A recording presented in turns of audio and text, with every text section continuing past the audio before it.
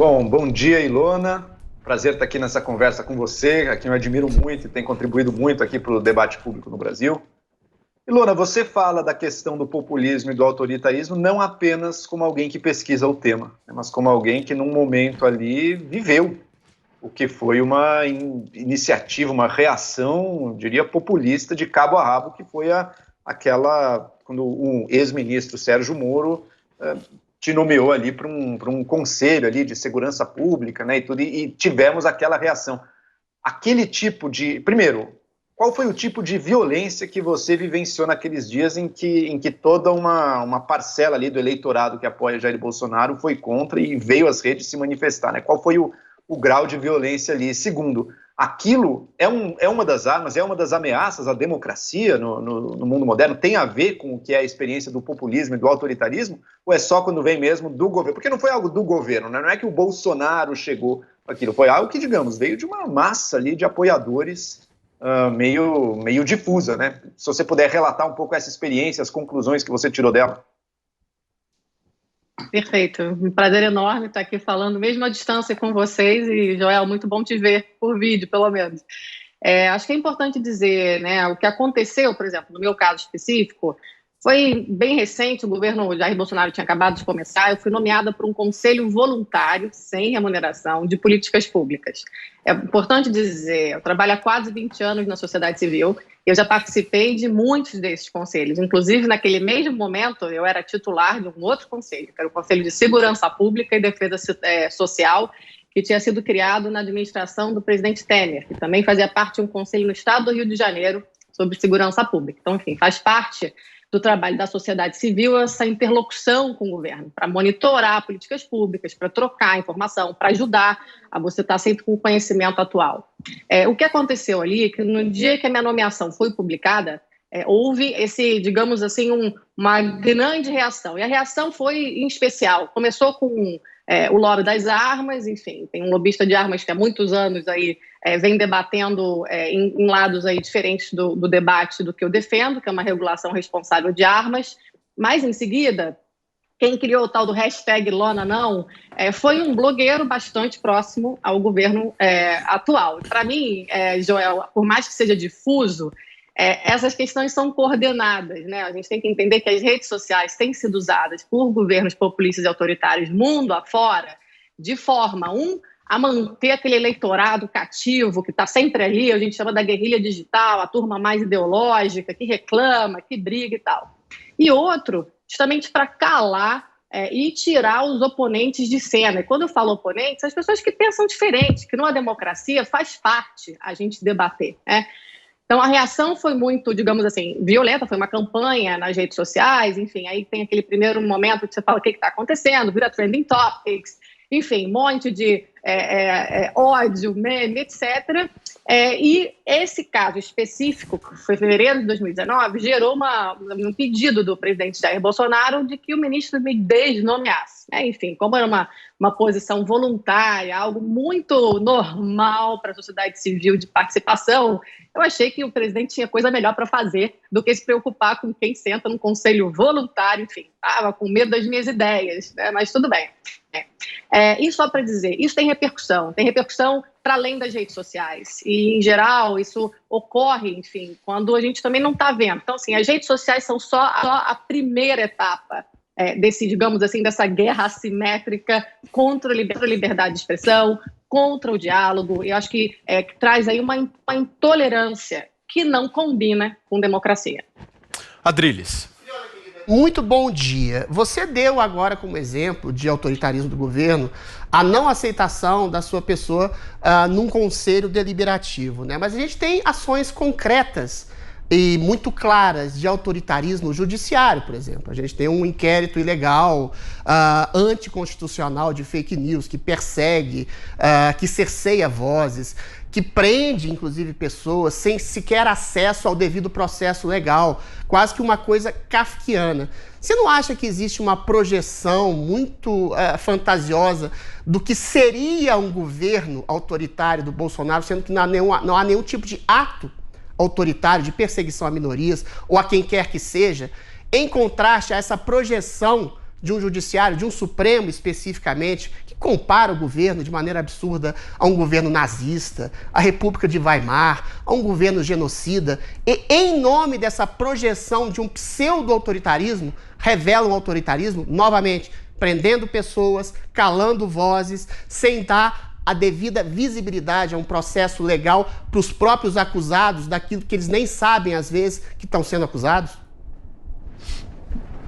Então, vamos lá, só uma pequena correção, o conselho não era deliberativo, é um conselho consultivo e voluntário. Então, enfim, né, assim, deliberativo é quando você tem poder de decisão, de tomar os rumos, enfim, como de fato, né, eu era uma pessoa que tem opiniões diferentes em diversos temas da agenda de segurança pública desse governo, eu estava ali para fazer com que digamos assim, dados chegassem à mesa, mas vamos lá. Em relação a qualquer ação do judiciário, eu sou absolutamente a favor do devido processo legal. Então, ninguém pode ter excessos. Não sou advogada, para entrar em detalhes, mas eu acho que a gente tem que, sim, ter processos que investiguem, de acordo com o devido processo legal, o uso de recursos em campanhas eleitorais, em especial quando a gente está dizendo recursos que não foram declarados e que fizeram aí, talvez, bastante diferença no processo. Então, assim, eu sou a favor de investigações, desde que elas cumpram o devido processo legal. Tá? E o que eu queria dizer, Adri, assim, acho que a gente tem um momento onde redes sociais, esse mundo digital, tudo que está acontecendo é bastante novo. Então, vai ter erro, vai ter acerto, e a gente, enquanto sociedade, também cobra que o judiciário não cometa excessos, também conversa e pede para que, de fato, as coisas sejam feitas dentro de um padrão democrático. Então, absolutamente de acordo que nem Congresso, nem Judiciário, muito menos aí também Executivo, podem, de jeito nenhum, subverter essa questão. Agora, quando você fala que não houve atos autoritários, assim, eu acho que dizer que houveram várias, pelo menos tentativas, quando eu falo espaço cívico, são muitos. Rechaçar opinião e financiamento para, por exemplo, a área cultural, tá? Que você, na verdade, não quer financiar filmes que não tenham, não deixar que empresas financiem filmes mas essa que é uma opção do governo. Pautas, por exemplo, de minorias. Não é uma opção, porque, na verdade, você está dando um financiamento. Quem opta por financiar ou não é quem está direcionando o seu financiamento. Claro, mas é uma opção do Ministério da Cultura, Ilona. A prerrogativa de um governo achar quais são as necessidades culturais de uma nação. Se a nação tem uma cultura que é oriunda de si mesma, é uma coisa. O governo dá dinheiro para quem ele acha que é mais interessante, é uma opção do governo. Mas tudo bem, vamos lá. Ilona, por favor, complementa. Olha só, mas aqui, sim, o dinheiro não é do governo.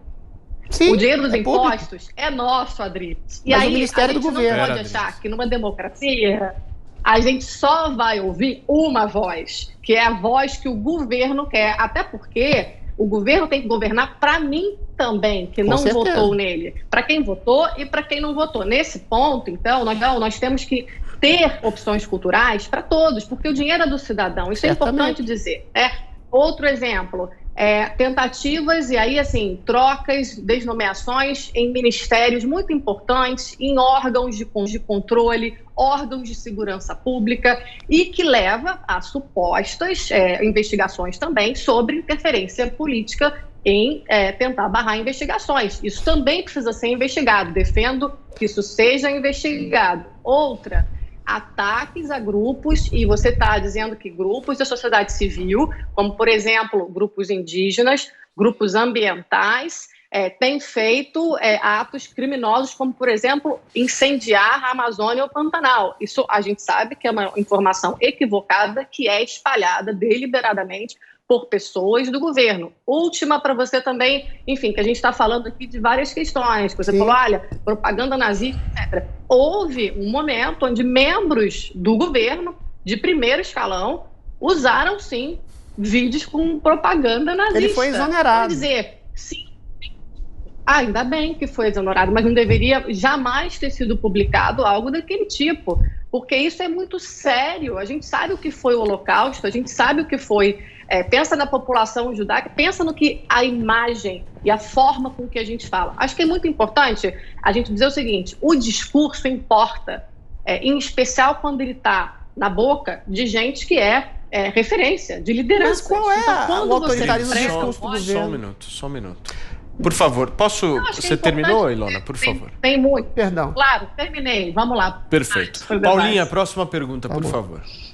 Ilona, eu queria voltar um pouco no que o Joel trouxe, te perguntando como foi a repercussão de tudo aquilo que você viveu, mas teve um momento que você teve que deixar o país, porque você falou mais dessa repercussão que acontece na internet, que a gente sabe que é de forma organizada e que é brutal, mas isso se refletiu de alguma forma na sua vida real, a ponto de você deixar o país, de ameaçar a sua família, acontecer alguma coisa? Porque as pessoas às vezes ficam, não, mas na internet, escreveram, não sei o quê, e não conseguem entender se isso tem uma implicação real na nossa vida. Teve na sua?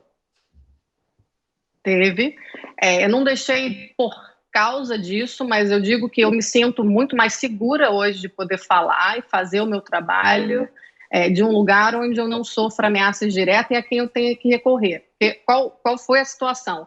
Sim, depois do episódio do Conselho, eu saí um pouco de cena, acabei voltando ao debate público num momento de bastante, digamos assim, foram decretadas uma série de mudanças na lei de controle de armas, que, enfim, é parte do meu trabalho, eu voltei ao debate. Naquele momento, era ainda também cedo, maio de 2019, eu comecei a receber não só, digamos, ameaças virtuais nas redes sociais, mas também outro tipo de situação, onde chegava no meu e-mail pessoal, chegavam recados de que eu deveria parar de fazer o que eu estava fazendo, deveria parar de falar publicamente, de me opor ao que estava sendo colocado. E aí, eu te digo assim, são questões extra-legais, porque você não tem como provar o que está acontecendo, você não tem prova material, então você não sabe nem de onde está vindo, se você pode acusar.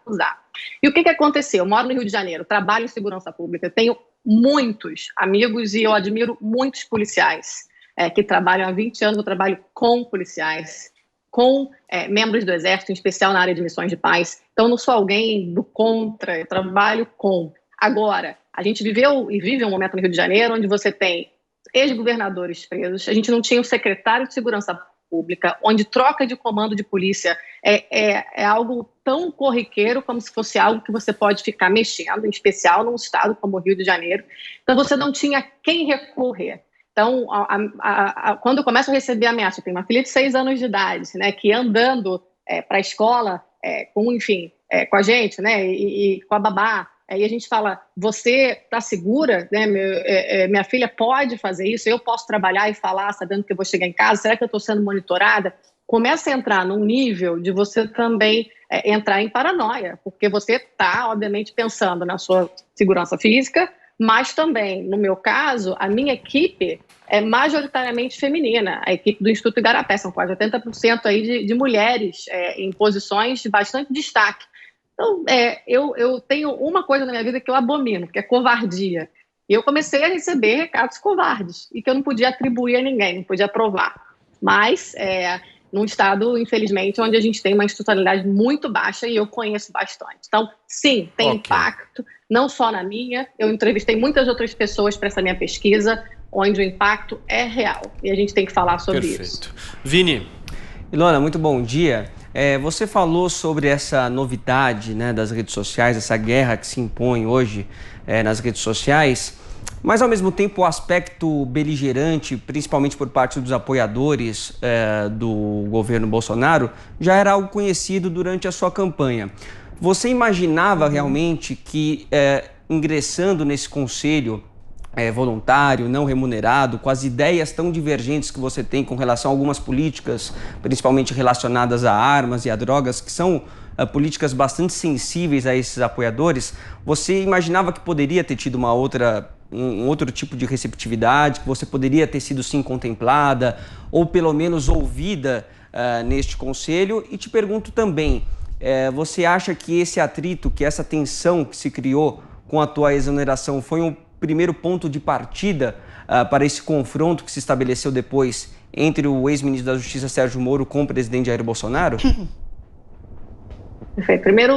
O primeiro ponto, né? Dizendo assim, se eu pegar o meu histórico, eu nunca tive adesão a um ou outro governo, eu sempre trabalhei por políticas públicas. Sim. E por isso eu sempre sentei com quem quer que fosse. Então, enfim, minha organização não recebe recursos do governo do Brasil, justamente porque a gente sempre quis ser independente. Então, enfim, eu imaginava que quando você sai de uma posição de um congressista minoritário para um presidente da República, você soubesse a dimensão também do que isso significa no cargo, né? Você ter que interferir por medo de opinião das pessoas, porque, veja bem, a gente pode discordar de tudo, mas a gente pode conversar, a gente pode se ouvir. Eu posso falar, olha, tudo bem, no final das contas a gente pode até concordar em discordar e vida que segue, mas não ouvir, você não poder levar informações, até porque o meu trabalho é um trabalho baseado em dados, em informação, e eu acho assim, tem limite no que a gente pode ou não pode fazer numa democracia. Se a gente não tem esse limite, não é mais democracia. Então, acho que intolerância hoje há uma interdição do trabalho da sociedade civil com diversas áreas do governo. E os funcionários públicos e membros do governo que querem conversar, que sempre trabalharam com a sociedade civil, em especial no aprimoramento das políticas públicas, eles estão censurados, eles não podem encontrar com a gente publicamente. Isso é normal.